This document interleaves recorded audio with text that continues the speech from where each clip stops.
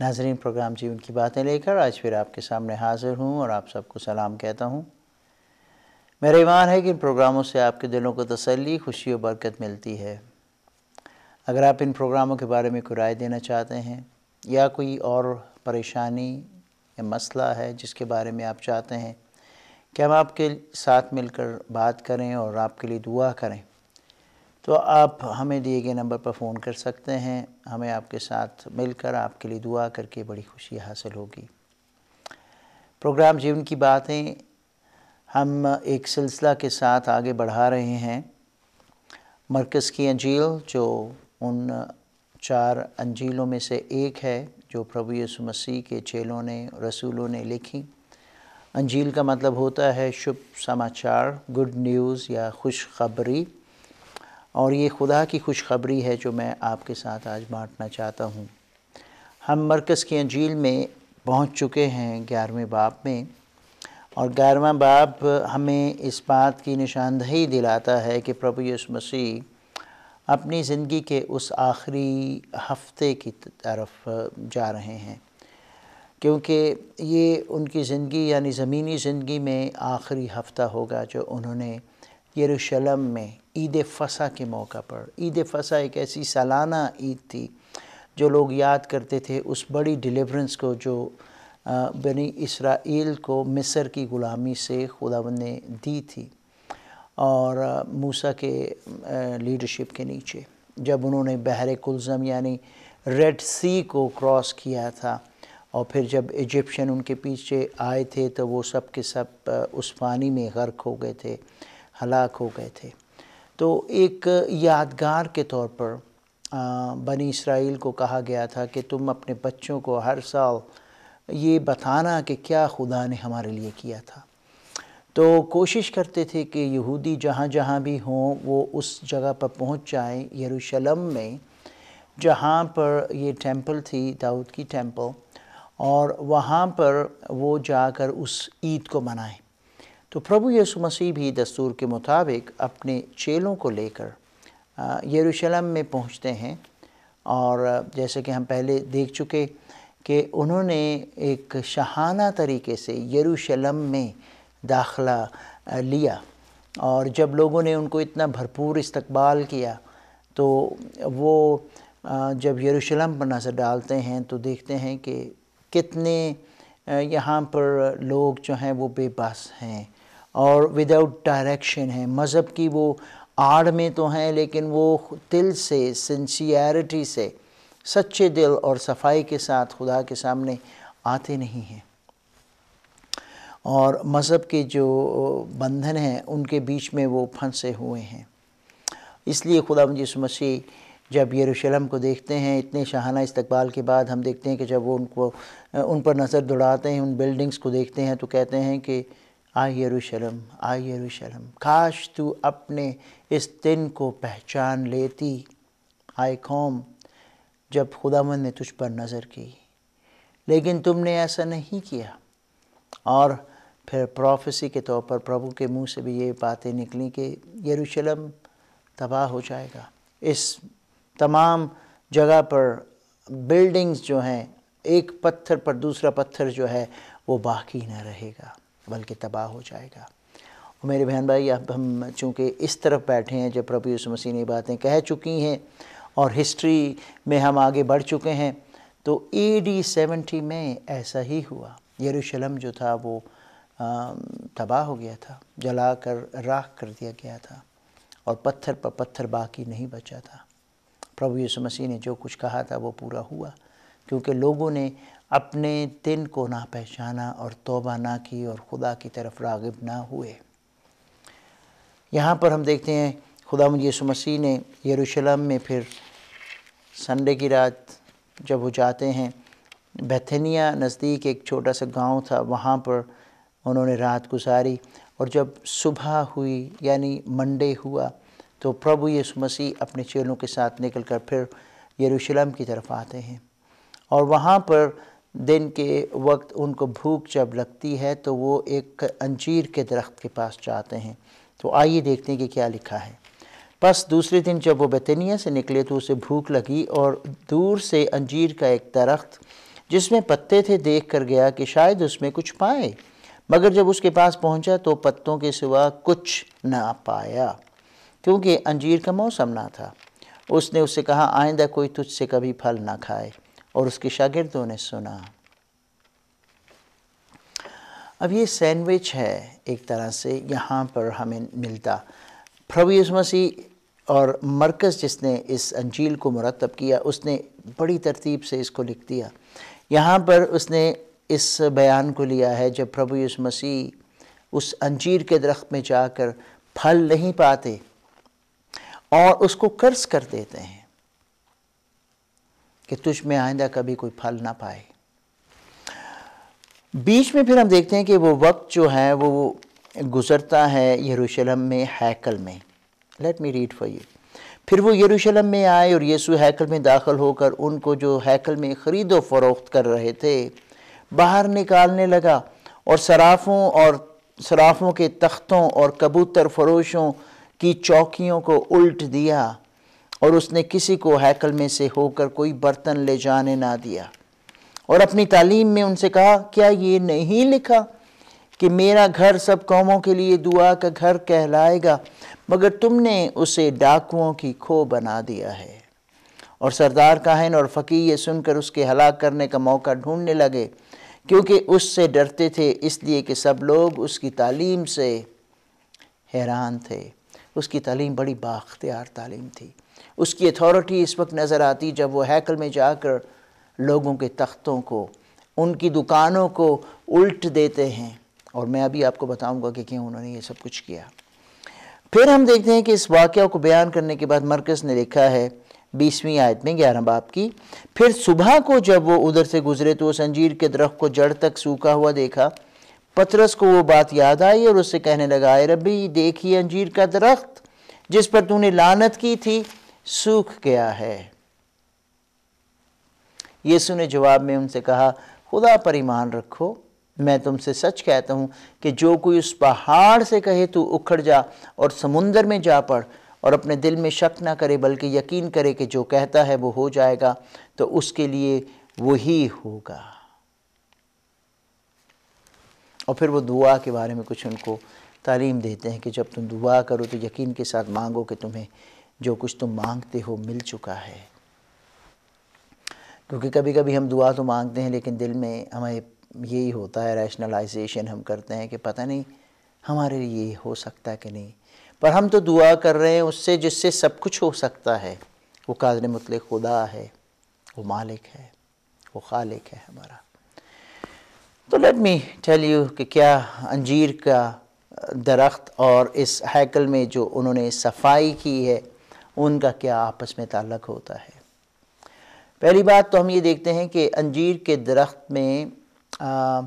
اگر آپ نے وزٹ کیا ہو یروشلم کا علاقہ یا اسرائیل کا علاقہ تو وہاں پر بہت سے انجیر کے درخت جو ہیں وہ پائے جاتے ہیں، اور کہتے ہیں کہ اکثر ان کے اوپر کوئی نہ کوئی پتے جو ہے وہ لگے رہتے ہیں، اور فصل لگنے سے بھی پہلے کچھ ایسے قسم کے ڈوڈے وہاں پر آپ کو نظر آتے ہیں، برڈز ہوتے ہیں جو کھائے جا سکتے ہیں جب بھوک آپ کو لگتی ہے۔ وہ پورے انجیر کے پھل تو نہیں ہوتے، لیکن وہ پھل سے پہلے بھی جو یہ تیاری ہے وہ بھی ایسے چھوٹے چھوٹے برڈز ہیں یا ڈوڈے ہیں جو آپ کھا سکتے ہیں، اور وہ انجیر کے درختوں میں ملتا ہے۔ لیکن یہاں پر پربھو یسوع مسیح جب اس درخت کو دیکھتے ہیں دور سے تو اچھا لگتا ہے، پتے اچھے ہیں، گرین ہیں، لیکن جب وہاں نزدیک جا کے دیکھتے ہیں تو اس میں پھل نہیں پاتے ہیں۔ اب یہ میں آپ کو یاد دلانا چاہتا ہوں کہ جب خداوند کا کلام لوگوں کو سنایا جاتا ہے تو خدا اپنے نبیوں کے وسیلہ سے کبھی کبھار ان کو یہ بھی کہتا تھا کہ وہ ویژول ایڈز استعمال کریں، کہ وہ کچھ آبجیکٹ لیسن لوگوں کے سامنے پیش کریں، کوئی دنیاوی چیزیں لے کر ان کو روحانی مطلب سمجھائیں۔ اور یہاں پر جو مطلب تھا، ہم پرانے عہد نامے میں بہت سے لوگوں کے بارے میں پڑھتے ہیں، یسایہ نبی کو بہت کچھ کرنے کو کہا گیا، literally to show the people of Israel کہ خداوند ان کے ساتھ کیا کیا کرنے والا ہے۔ یرمیہ نبی کے بارے میں ہم جانتے ہیں کہ اس کو بھی کہا گیا کہ اپنی حالت بدل لے اور کچھ چیزیں اپنے ہاتھ میں لے کے آ، اور آبجیکٹس جو تھے ان کو استعمال کیا جاتا تھا کہ اس بات کو بیان کیا جائے کہ ان کے ساتھ، لوگوں کے ساتھ کیا ہونے والا ہے۔ حزقیل کے بارے میں ہم پڑھتے ہیں کہ خداوند نے نبیوں کو استعمال کیا کہ یہ اپنی زندگیاں جو ہیں ایسی بنا لیں کہ وہ لوگوں کے سامنے ایک خدا کا چلتا پھرتا پیغام ہو جائے۔ یہاں پر اس انجیر کے درخت میں خدا اپنے لوگوں کو اور ہمیں آج کیا سکھانا چاہتا ہے کہ ہم دکھاوے کے طور پر، یعنی ظاہراً اوپر سے تو شاید لگتے ہیں جیسے کہ بالکل ٹھیک ٹھاک ہے، لیکن ہمارے اندر روحانیت کی کمی ہے، ہمارے اندر وہ پھل پایا نہیں جاتا جس کی انتظار اس دنیا میں رہنے والے لوگوں کو ہے، وہ کام ہم کرتے نہیں جس کے لیے خدا نے ہمیں بھیجا ہے۔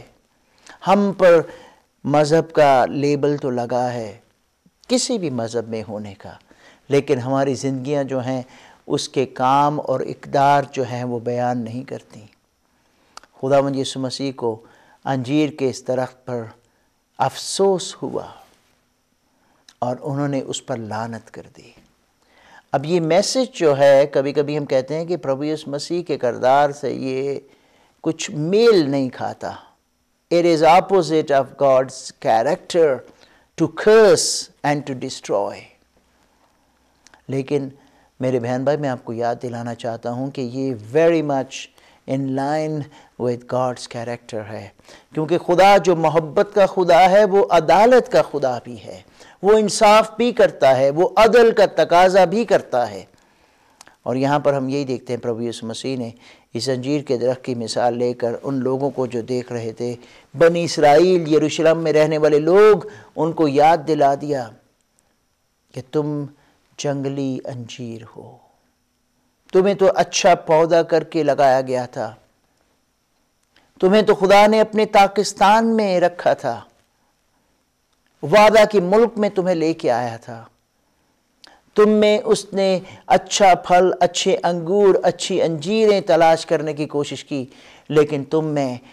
جنگلی انگور ملے۔ اور یہاں انجیر کے درخت میں تو ہم دیکھتے ہیں کہ کچھ بھی نہیں ملا۔ یہ ایک اوپن میسج تھا، آبجیکٹ لیسن تھا ان لوگوں کے لیے جو یہ سب کچھ دیکھ رہے تھے کہ اسرائیل کی حالت، بنی اسرائیل کی حالت، خدا کی چنی ہوئی قوم کی حالت اس وقت یہ ہے کہ وہ منہ سے تو خداوند کی تعریف کرتے ہیں، لیکن ان کے دل جو ہیں خداوند سے بہت دور ہیں۔ ان کے اوپر کرسچن یعنی مذہب کا لیبل، یہودی ہونے کا لیبل لگا ہے، لیکن ان کی زندگیاں وہ پھل نہیں دکھاتی جو کرسچنز کو اور یہودی لوگوں کو اور دیگر مذاہب میں جو رہنے والے ہم لوگ ہیں، ہمارے اس عقیدہ کے مطابق ہم میں نظر آنا بہت ضروری ہے۔ اور یہ حالت ہے آج ہمارے بہت سے مذاہب کے لوگوں کی، دیندار لوگوں کی، جو اپنے آپ کو دیندار کہتے ہیں، لیکن ان کے اندر وہ پھل نہیں جو ہمارے عقیدے ہمیں سکھاتے ہیں۔ کرسچینٹی ان میں سے ایک مذہب ہے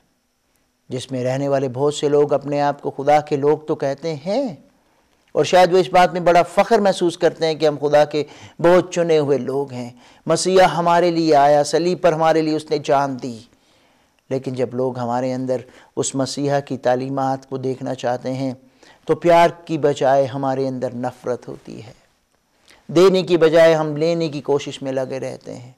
ہم محبت دکھانے کی بجائے لوگوں کو لوٹتے اور مارتے ہیں۔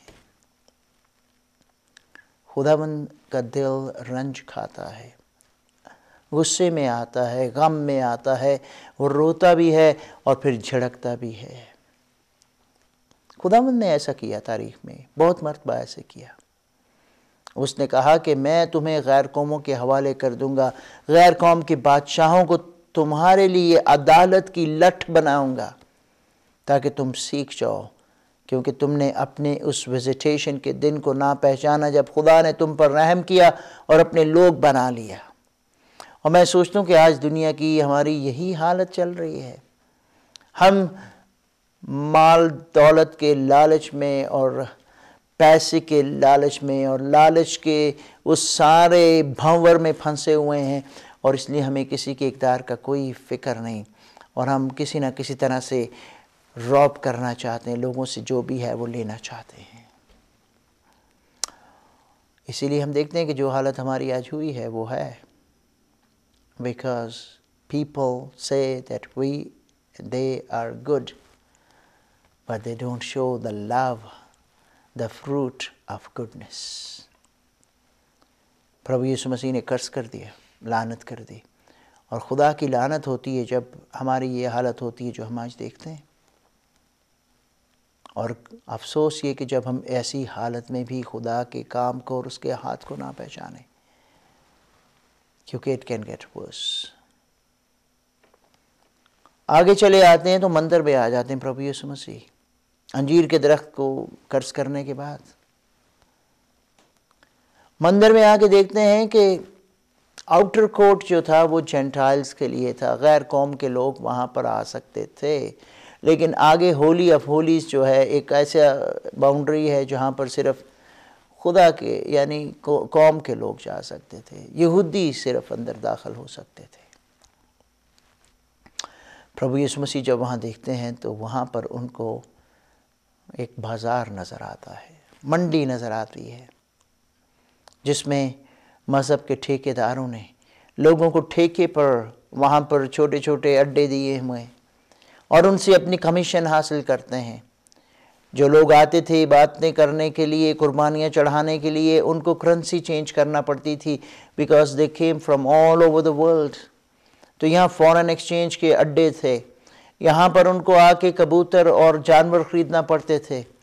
تو وہاں پر ایسے انسپیکٹرز بیٹھے ہوئے تھے جو تھوڑے سے پیسے لے کر ان کو اٹیسٹ کر کے قربانی کے لیے پاس کر دیتے تھے، وہ جانور جو ناکارہ ہوتے تھے، یا پھر ان سے دگنی قیمت وصول کرتے تھے۔ لوگ مجبور ہو کر وہاں پر آتے ہیں، اور آج بھی کیا ہم ایسا حال نہیں دیکھتے؟ مندروں کے قریب، مزاروں کے قریب، چرچز کے قریب، چرچز کے اندر، مندروں کے اندر یہ حالت ہوتی ہے۔ پربھو یسوع مسیح کو غصہ آ گیا اور انہوں نے ایک کوڑا بنا لیا، اور ان لوگوں کے تختے جو تھے وہ الٹ دیے، کبوتر جو لوگ بیچ رہے تھے ان کے پنجرے جو تھے وہ کھول دیے، ان کی چوکیاں جو تھیں وہ الٹا دیں، اور ایسے لگتا تھا جیسے کوئی Superman has come to destroy ایوری تھنگ۔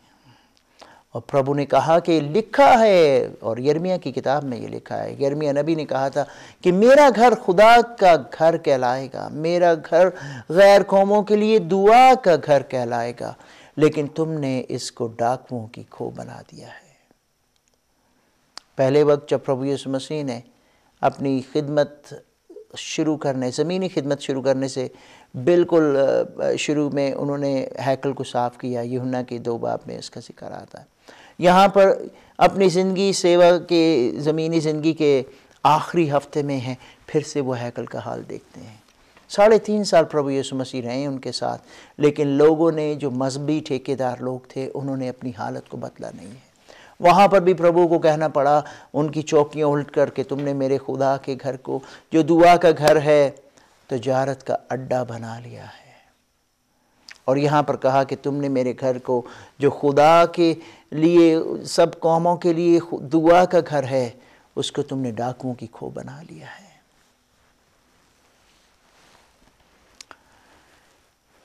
اور پھر وہ دیکھتے ہیں اگلے دن اس زنجیر کے بارے میں